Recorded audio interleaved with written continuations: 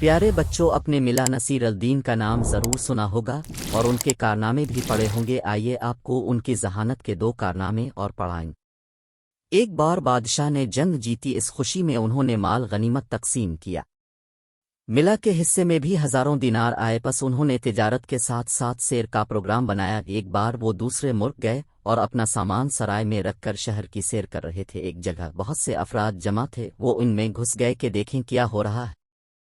انہوں نے دیکھا کہ ایک نوجوان جس نے اعلیٰ قسم کی پوشاک پہنی ہوئی تھی، وہ ایک بڑھیا پر برس رہا تھا کہ اس نے اس کے قیمتی کپڑوں پر گھی گرا دیا تھا۔ وہ بوڑھی عورت کہہ رہی تھی، بیٹا میں نے جان بوجھ کر گھی تھوڑا گرایا، وہ برتن اتارتے ہوئے گر گیا تھا۔ مگر نوجوان چیخ وپکار کر رہا تھا کہ میرا لباس خراب ہو گیا، میں نے ایک وزیر کی دعوت پر جانا تھا، اب کیسے جاؤں گا؟ ملا آگے بڑھے اور اس جوان سے کہا، گئی ضعیف عورت ہے، اسے معاف کر دو، تم لباس بدل۔ میں نے یہ پوشاک اصفہان سے منگوائی ہے، اس کی قیمت 100 دینار ہے، یہ بیکار ہو گئی ہے، مجھے 100 دینار چاہیے۔ بیٹا میں غریب عورت ہوں، اگر میرے پاس اتنے پیسے ہوتے تو میں گھی نہ بیچ رہی ہوتی۔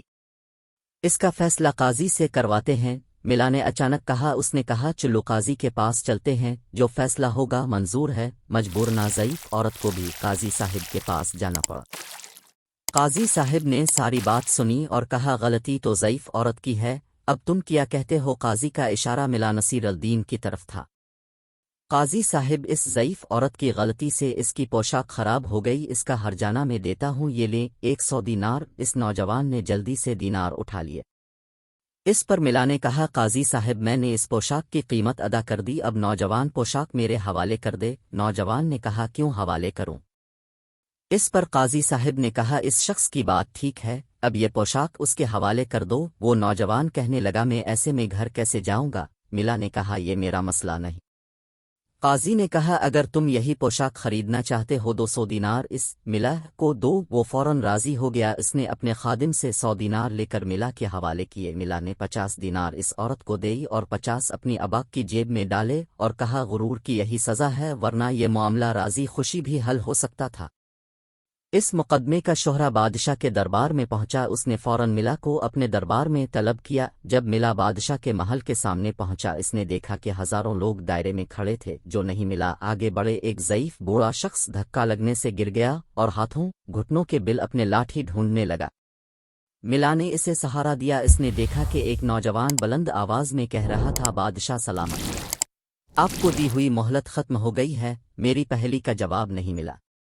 بادشاہ نے کہا، سچی بات ہے، ہم نے بہت کوشش کی مگر جواب تلاش نہ کر سکے، تم ایسا کرو کہ اپنی پہلی دوبارہ دے رہا، اگر کسی سے جواب نہ بن پڑا ہم تمہیں انعام و اکرام سے نوازیں گے اور دربار میں جگہ دیں گے۔ اس نے مجمع کی طرف دیکھتے ہوئے کہا، میری پہلی بہت سادی سی ہے، وہ کیا ہے جس کی صبح 4 ٹانگیں ہوتی ہیں، دوپہر کو 2 اور شام کو 3 ٹانگیں ہوتی ہیں؟ سبھی سوچ میں پڑ گئے۔ ملا کے ذہن میں جمع کا ہوا، اس نے جلدی سے بوڑھے کو پکڑا اور میدان میں لے آیا۔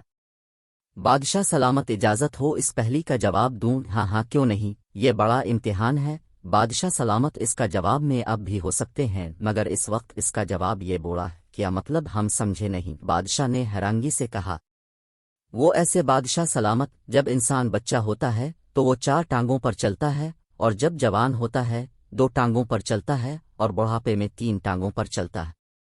پہلی میں صبح، دوپہر اور شام کہا گیا۔ بادشاہ سلامت نے اس نوجوان سے پوچھا، اس نے ہاں میں جواب دیا۔ ہزاروں لوگوں نے تالیاں بجا کر ملا کو خراج عقیدت پیش کیا۔ بادشاہ نے بہت انعام واکرام سے نوازا۔ جب اسے پتہ چلا کہ یہ پھول نگر سے آیا تو بادشاہ نے پھول نگر کے بادشاہ کے لیے بھی ایک تلوار بھیجی جس کا دستہ قوت کا تھا، یہ اب بھی پھول نگر کے بادشاہ کے پاس ہے۔ بادشاہ نے ملا کو انعام واکرام سے نوازا، جس نے دوسرے ملک میں اپنے ملک کی عزت بڑھائی۔